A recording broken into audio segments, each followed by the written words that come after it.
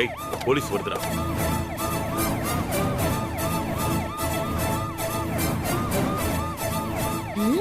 வந்துட்டாங்களா? வரட்டும் வரட்டும், வந்து இவளை அரெஸ்ட் பண்ணி உள்ள தள்ளட்டும். அப்பதான் இவ அடங்குவா. நீங்க வித்யாவை கைது செய்ய போறீங்களா? அவங்க தான் குற்றவாளின்னு கன்ஃபார்ம் ஆயிடுச்சா? இப்போதைக்கு எங்களால எதையும் உறுதியா சொல்ல முடியாது. சந்தேகத்தின் பேர்ல தான் விசாரிக்க வந்திருக்கோம். விசாரணையோட முடிவுல தான் யாரு குற்றவாளின்னு சொல்ல முடியும்.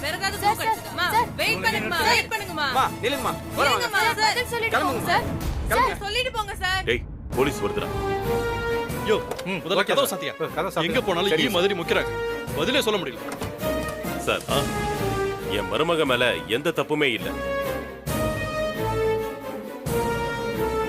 அவ எதுவுமே செய்யல. அந்த ஸ்டூடெண்ட் பிரஸ் மீட்ல பேசினது எல்லாமே போய். வணக்கம் மேடம். வணக்கம்.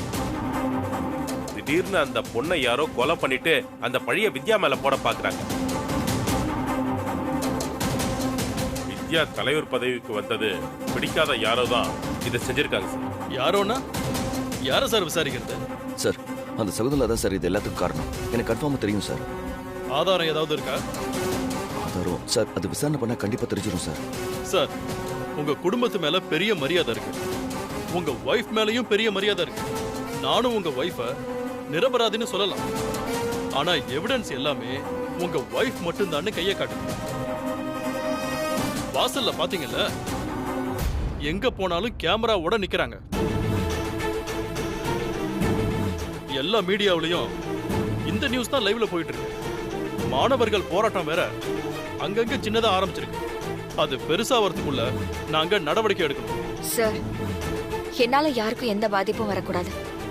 நான் என்ன பண்ணணும் அதை சொல்லுங்க. உங்களை விசாரணை பண்ணணும் மேடம். பண்ணுங்க. அந்த ஸ்டூடெண்ட் உங்களை மீட் பண்ணி என்ன பேசினாங்க? நான் என்னோட அசோசியேஷன் ஆபீஸ்ல இருந்தேன். ஒரு நிமிஷம் மேடம், மொபைல்ல ரெக்கார்ட் பண்ணிக்க. ஓகே சார், புடிங்க.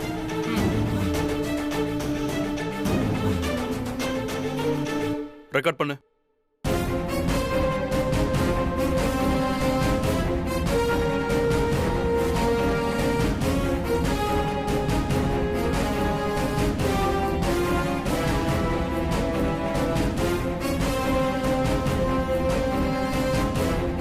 ஆனா அந்த ஸ்டூடெண்ட் மீடியா முன்னாடி வேற மாதிரில சொன்னாங்க. இல்ல சார், யாரோ அந்த பொண்ணை மிரட்டியோ இல்ல ஏதோ ஒரு விஷயத்து மேல ஆசை காட்டியோ என்கிட்ட வந்து அந்த மாதிரி பேச வச்சிருக்காங்க. நான் பேசின விஷயத்த அவங்க சொல்ற பிரச்சனைக்கு ஏத்த மாதிரி மேட்ச் பண்ணி வீடியோவை எடிட் பண்ணிருக்காங்க. நீங்க அந்த வீடியோவை அந்த ஸ்டூடெண்ட் சொன்னதை வச்சு ஒரு ஆங்கிள் பாத்தீங்கல்ல, இப்ப நான் சொல்ற ஆங்கிள் அந்த வீடியோவை பாருங்க. நான் சொல்றது சரின்னு தோணும் சார்.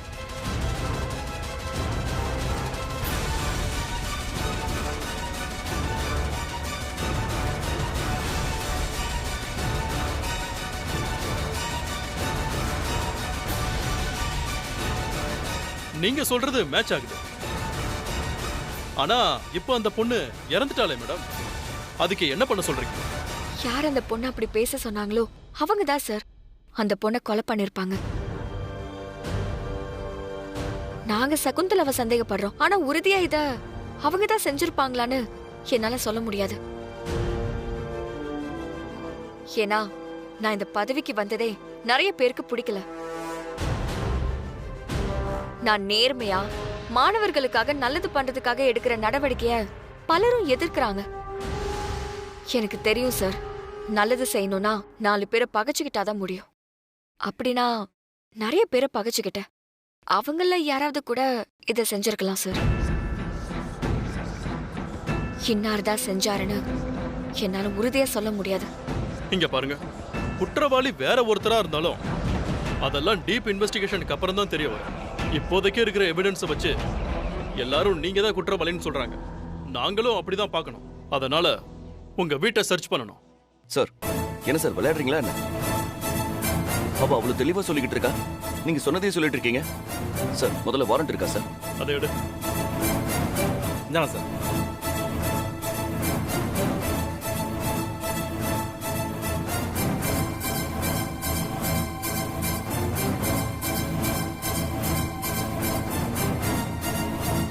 நீங்க தாராளமா சர்ச் பண்ணலாம்.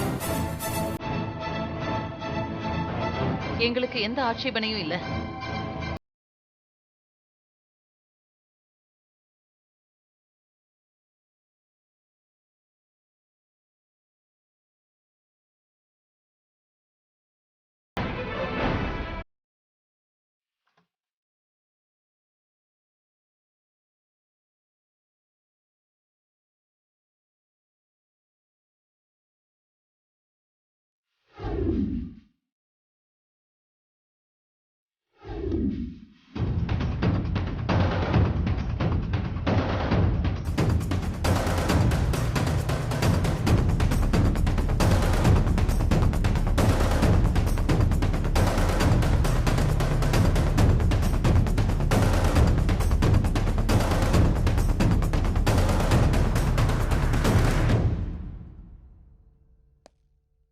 என்னையாச்சு? சார் எதுவும் கிடைக்கல சார். ம்.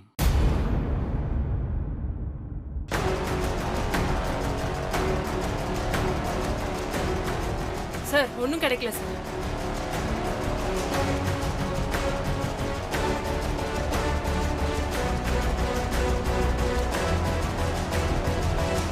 சார்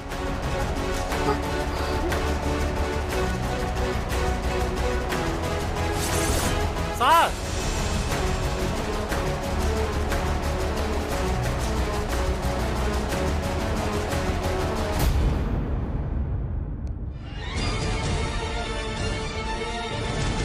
சார் இதை பிடிங்க. இதை பாருங்க சார்.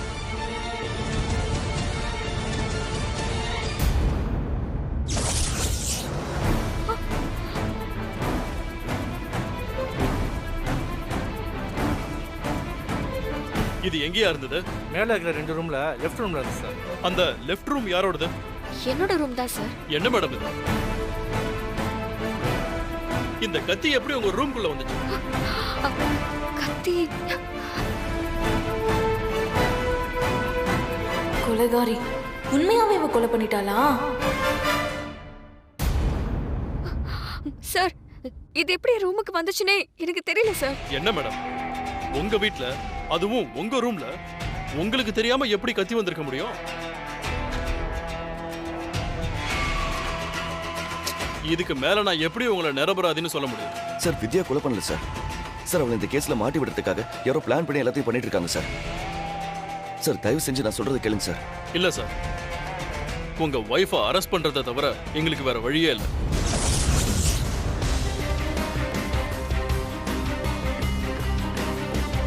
இத ஃபாரன்சிக்கு அனுப்பிடுங்க. Okay sir. சார் நாங்க வித்யாக்கு முன்ஜாமீன் வாங்கியிருக்கோம். நீங்க அவளை அரெஸ்ட் பண்ண முடியாது. ஜாமீன் காப்பி எங்க?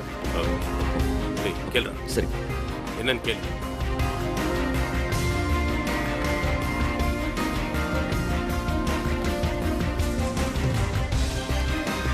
என்னாச்சு? போன் எடுக்க மாட்டேங்கிறாருப்பா. சார் ஒரு 10 நிமிஷம் வெயிட் பண்ணுங்க சார். இனி வெயிட் பண்ண முடியாது சார். வெளியே ஏகப்பட்ட பிரச்சனை நடந்துகிட்டு இருக்கு. வித்யாவை அரெஸ்ட் பண்ணா மட்டும்தான் அந்த பிரச்சனை எல்லாம் கொஞ்சமாவது அடங்கும். இல்லனா பெரிய கலவரம் நடக்க சான்ஸ் இருக்கு. So please constable sir handcuff போடுங்க. ஓகே இல்ல சார். சார், சார் சொல்லுங்க இருங்க கேளுங்க. சார் கொஞ்சம். நான் என் வித்யாவை அரெஸ்ட் பண்ண விட மாட்டேன். சார், எல்லாம் தெரிஞ்ச நீங்களே இப்படி பண்ணலாமா? ப்ளீஸ் சொல்றதை கேளுங்க. இல்ல சார், முடியாது சார் என்னால. இப்ப எங்களை வேலை செய்ய விடாம தடுத்தா அப்புறம் உங்களையும் அரெஸ்ட் பண்ண வேண்டியது. சார் பரவாயில்ல சார், புரிஞ்சு என்ன அரெஸ்ட் போகுது. பண்றதுனா அரெஸ்ட் பண்ணிக்கங்க. சொன்னா என்னால முடியாது. கேளு. விடுங்கப்பா. கொஞ்சம் சஞ்சய், சார், சஞ்சய் இவரு கொஞ்ச நேரம் நீ அமைதியா இரு. நீங்க அரெஸ்ட் பண்ணி கூட்டிட்டு போங்க. வேதா இப்ப யாரும் எதுவும் பேச வேண்டாம். நீங்க அரெஸ்ட் பண்ணுங்க. ம்.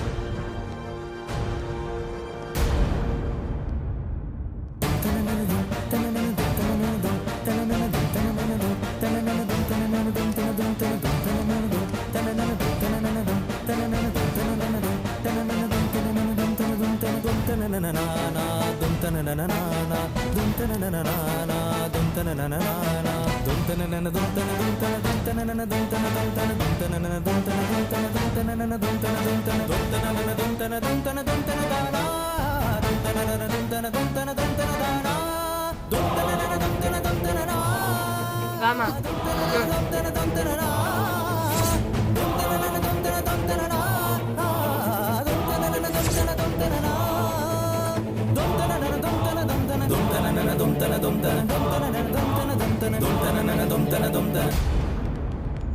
சார், விசாரணை முடிஞ்சதா?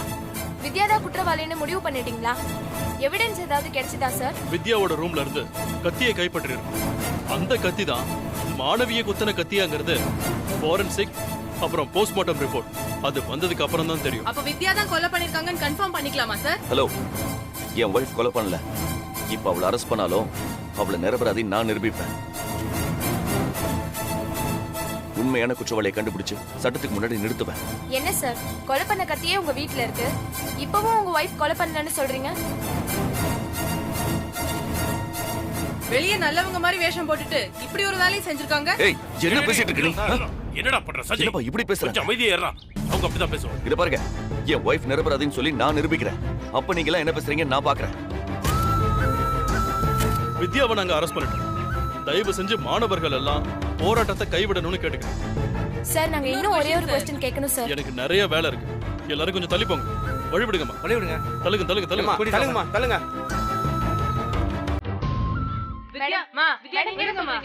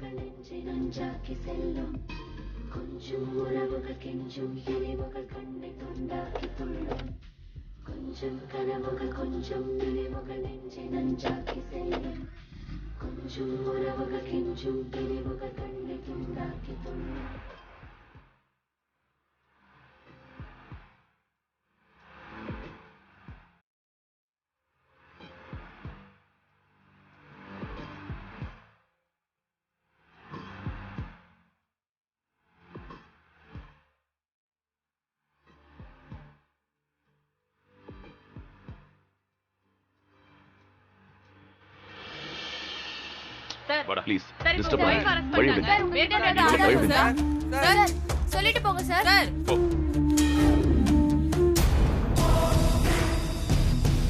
மாணவி கொலை வழக்கில் குற்றவாளியாக கருதப்பட்டுள்ள வித்யா போலீசாரால் கைது செய்யப்பட்டுள்ளார். கொலைக்கு பயன்படுத்திய கத்தியை வித்யாவின் அறையிலிருந்து போலீசார் கைப்பற்றினர். என்ன வெடி சத்தம் கேக்குது?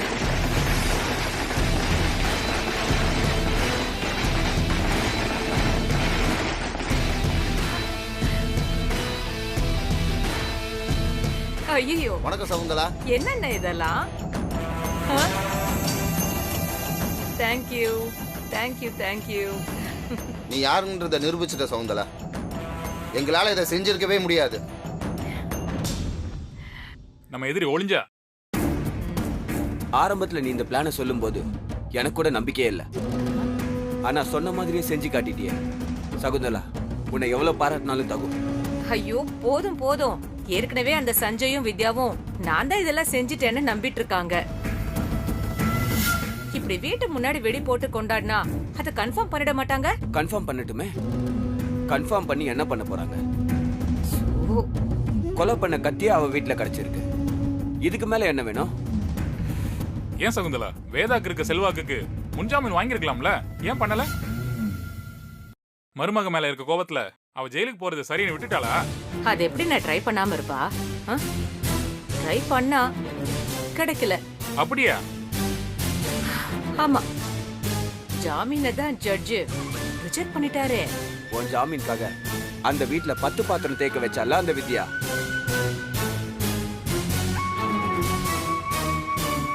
ஆமா, அதுக்கு பதிலடி தான் இது.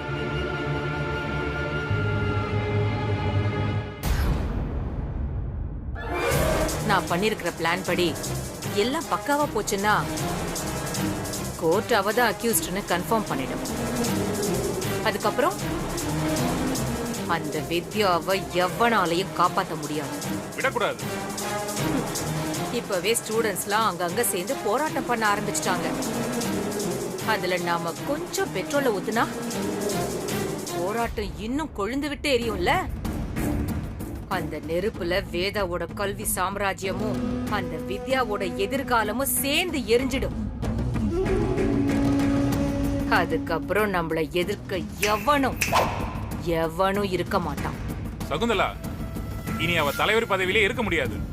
அவ போட்ட எல்லா ஆர்டரையும் நாங்க கேன்சல் பண்றோம். உன்னை திரும்ப மெம்பர் ஆக்கி தலைவர் ஆக்குறோம். என்ன சொல்ற? ஐயோ, எனக்கு அந்த பதவியே வேண்டான்னு. அந்த பதவியை வச்சு வேதாவோட வீட்டுக்குள்ள ஆட வேண்டிய கேம் நிறைய இருக்கு. வெயிட் பண்ணுங்க, அடுத்த தலைவரா யார ஆக்கணும்னு நான் சொல்றேன்.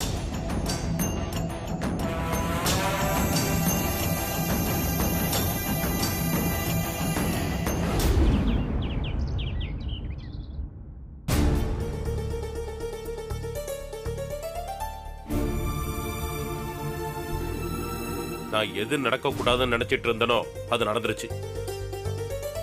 எல்லாம் அந்த பாழா போன பதவியால தான் வந்தது. கரெக்டா சொன்னீங்க மாமா. எல்லா பிரச்சனைக்கும் காரணமே அந்த பதவிதான். பதவியில இல்ல ஸ்னேகா, அந்த பதவியில இருக்கிற ஆளுதான் பிரச்சனை.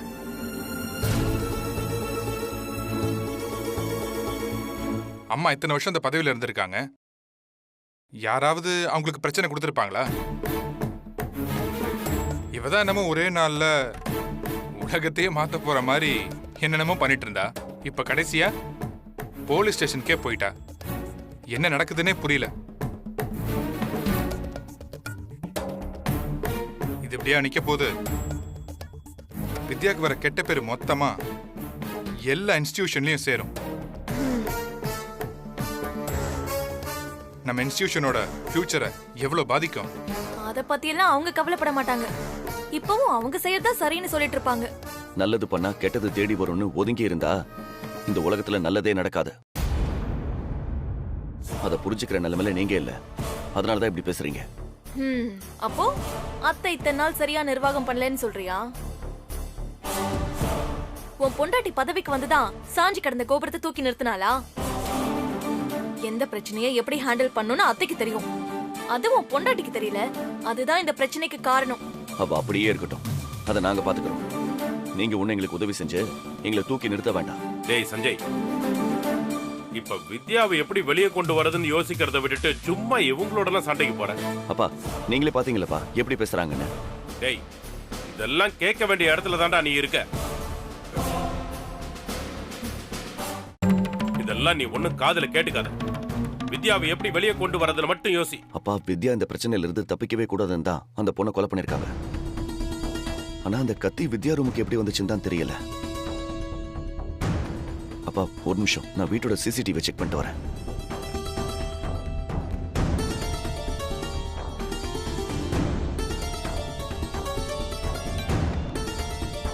என்னாச்சுடா? வெளியில இருந்து யாரும் வந்த மாதிரி தெரியலப்பா. ஒண்ணு வரவன் கேமரா இருக்கிற இடம் தெரிஞ்சு உள்ள வந்திருக்கணும், இல்லனா வீட்டுல இருக்கிறவங்களே கத்திய வித்யா ரூம்ல வச்சிருக்கணும். ஏன் உன் பொண்டாட்டியை கொலை பண்ணிட்டு கத்திய மறைச்சு வச்சிருந்தா? ஸ்னேகா, பின்ன என்னத்த வீட்டுல இருக்கிறவங்களே செஞ்சாங்கன்னு பொத்தாம் பொதுவா சொல்றாரு. அதுக்கு என்ன அர்த்தம்? இப்போதைக்கு இந்த வீட்டுல வித்யாக்கு பிடிக்காதவங்க யாருன்னா அது நானும் ஸ்னேகாவும் தான். அப்போ நாங்க தான் அதை செஞ்சிருக்கோம்னு சொல்றானா? நான் அப்படி சொல்ல வரல. வீட்டுல வேலை செய்யறவங்க கூட உதவி பண்ணிருக்கலாம்ல. நான் அந்த அர்த்தத்துல சொன்னேன். அப்புறம் உங்க ரெண்டு பேரும் கோவம் வருது. உங்க கோவத்தை பார்க்கும்போது தான் எனக்கு சந்தேகமா இருக்கு. என்னடா சொன்ன? நிறுத்துங்கடா,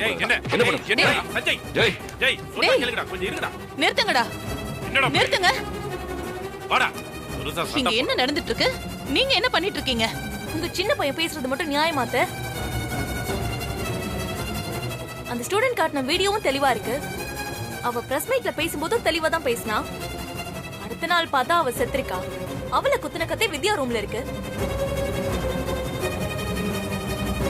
இதெல்லாம் வச்சு பார்த்தா 100% வித்யா தான் குற்றவாளின்னு எல்லாரும் சொல்லுவாங்க.